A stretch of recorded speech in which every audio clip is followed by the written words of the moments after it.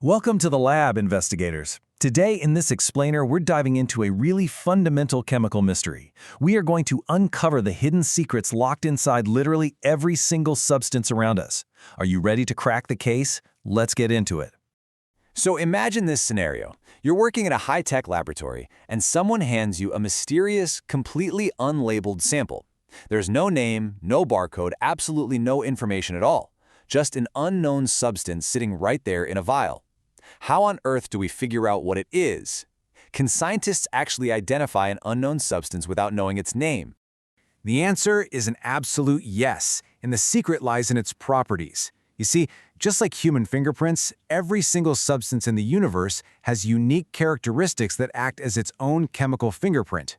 By reading these clues, we can uncover its true identity, predict its behavior in advanced stoichiometry or thermodynamics, and understand exactly how it's going to interact with the world. Here is our detective roadmap for today. 1. The obvious clues. 2. The hidden clues. 3. The nuance. 4. The transformation. And finally, 5. Case closed. All right, let's kick things off with Section 1. The obvious clues. Physical properties. So, what exactly is a physical property? Well, it's any characteristic that we can observe or measure without changing the chemical identity of the substance itself. These are the traits we can spot with our metaphorical magnifying glass while the substance remains exactly what it is. There are no disguises here and no chemical alterations whatsoever. Color often provides our very first hint, right? Think of reddish-brown copper or bright yellow sulfur. But for precise chemistry, highly specific temperatures like melting and boiling points act as our ultimate identification tools. We also rely heavily on density, which is just mass divided by volume, and solubility, which tells us how well a substance dissolves. Let's actually put those properties into action. Compare iron and wood. An identically sized block of iron feels significantly heavier because it has a much higher density. Or look at solubility. If you drop table salt into water, it dissolves seamlessly, completely disappearing into the liquid. Pour oil in, however, and it stubbornly separates. These observable behaviors are absolutely massive clues. Okay, let's do a quick, interactive challenge. If you measure the boiling point of a liquid without changing its chemical composition, are you observing a physical or a chemical property? Take a second to think about it. Got it? Well, because the substance remains chemically unchanged, it is definitively a physical property. Now, let's see what happens when substances interact. Section 2. The hidden clues. Chemical properties. Unlike physical properties, chemical properties describe how a substance behaves during a chemical reaction. And here's the catch. To reveal these hidden clues, the original substance actually has to sacrifice its identity and change into something completely new.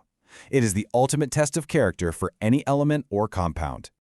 Notice how wildly varied reactivity can be. On one hand, you have vigorous reactivity. Drop sodium metal into water and it reacts dramatically, producing hydrogen gas and a massive release of heat. I mean, sometimes it's even an explosion. On the other hand, we have gradual reactivity, like iron reacting slowly with oxygen and moisture over months to form rust. Both show chemical changes, they're just operating at very different speeds.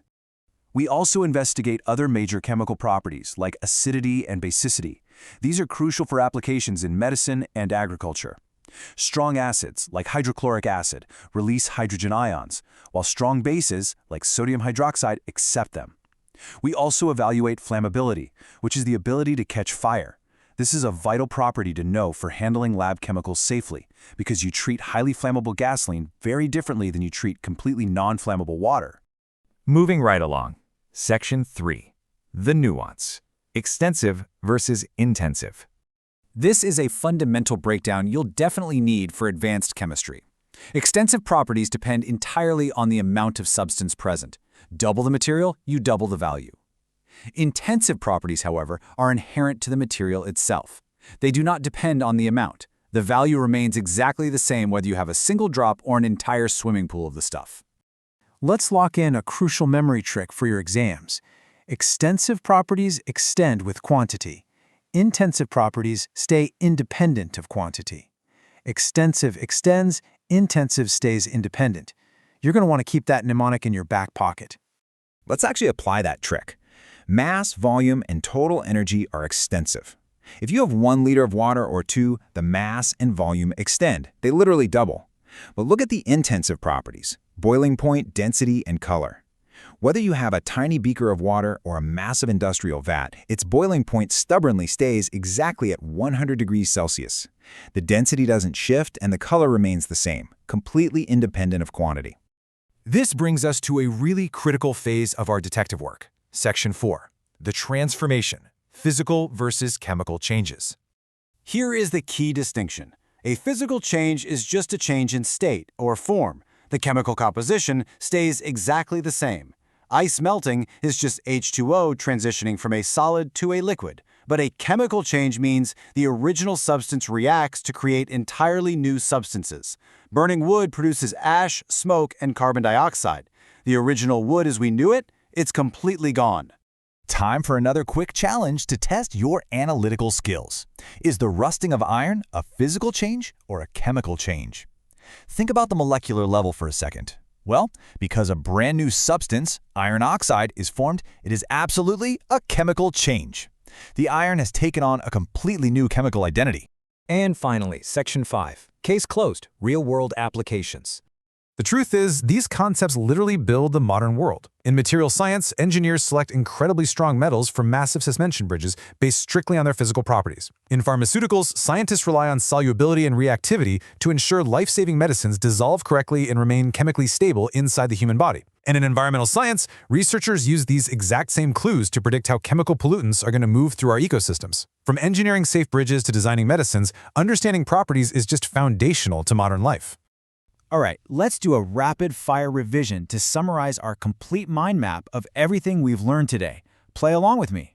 Can physical properties be observed without changing the substance? Yes. Is density a physical property? Yes, it is. Is reactivity a chemical property? Absolutely. Does boiling point depend on the amount? No way, because it's intensive. Is mass an extensive property? Yes.